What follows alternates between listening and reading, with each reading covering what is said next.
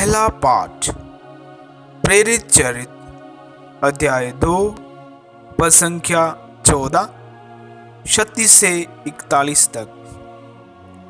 पेतरुस ने 11 के साथ खड़े होकर लोगों को संबोधित करते हुए ऊंचे स्वर से कहा, इज़राइल का सारा घराना यह निश्चित रूप से जान ले कि जिन्हें आप लोगों ने क्रूस पर चढ़ाया, ईश्वर ने उन्हीं ईसा को प्रभु भी बना दिया है और मसीह भी।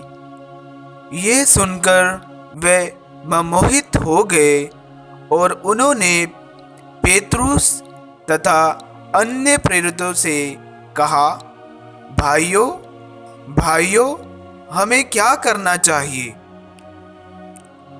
पेतरुस ने उन्हें यह उत्तर दिया, आप लोग पश्चाताप करें। आप लोगों में प्रत्येक अपने अपने पापों की क्षमा के लिए ईसा के नाम पर बपतिस्मा ग्रहण करें। इस प्रकार आप पवित्र आत्मा का वरदान प्राप्त करेंगे, क्योंकि वह प्रतिज्ञा आपके तथा आपकी संतान के लिए है और उन सभी के लिए जो भी दूर हैं और जिन्हें हमारा प्रभु ईश्वर बुलाने वाला है। पेतरुस ने और बहुत सी बातों द्वारा साक्षी दिया और ये कहते हुए उनसे अनुरोध किया कि आप लोग अपने को इस विधर्मी पीढ़ी से बचाए रखें। जिन्होंने पेतरुस की बातों पर विश्वास किया, उन्होंने बपतिस्मा ग्रहण किया। उस दिन लगभग 3000 लोग शिष्यों में सम्मिलित हो गए। यह प्रभु की वाणी है। ईश्वर को धन्यवाद। दूसरा पाठ पहला पेतरुस उसका 2 अध्याय पद संख्या 20 से 25 तक। यदि अच्छी तरह काम करने के बाद भी आपको दुख भोगना पड़ता है और आप उसे धैर्य से सहते हैं, तो ये ईश्वर की दृष्टि में पुण्य कर्म है।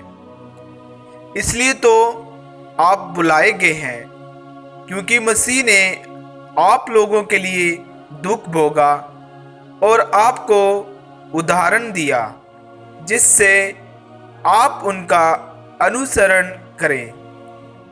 उन्होंने कोई पाप नहीं किया और उनके मुख से कभी छल कपट की बात नहीं निकली। जब उन्हें गाली दी गई तो उन्होंने उत्तर में गाली नहीं दी, और जब उन्हें सताया गया तो उन्होंने धमकी नहीं दी। उन्होंने अपने को उस पर छोड़ दिया जो न्यायपूर्वक विचार करता है। वह अपने शरीर में हमारे पापों को क्रूस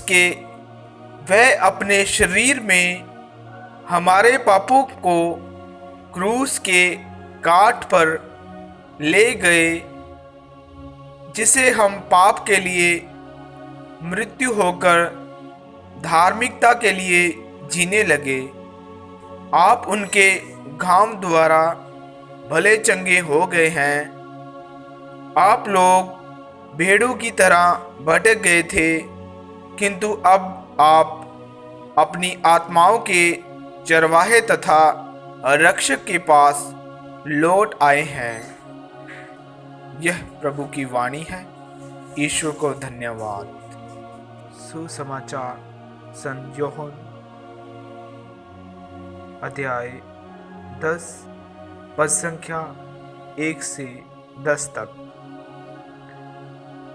मैं तुम लोगों से यह कहता हूँ, जो फाटक से भेड़शाला में प्रवेश नहीं करता, बल्कि दूसरे रास्ते से चढ़कर आता है, वह चोर और डाकू है। जो फाटक से प्रवेश करता है वही भेड़ों का गडेरिया है और उसके लिए दरवान फाटक खोल देता है। भेड़ें उसकी आवाज़ पहचानती हैं। वह नाम लेकर अपनी भेड़ों को बुलाता और बाहर ले जाता है।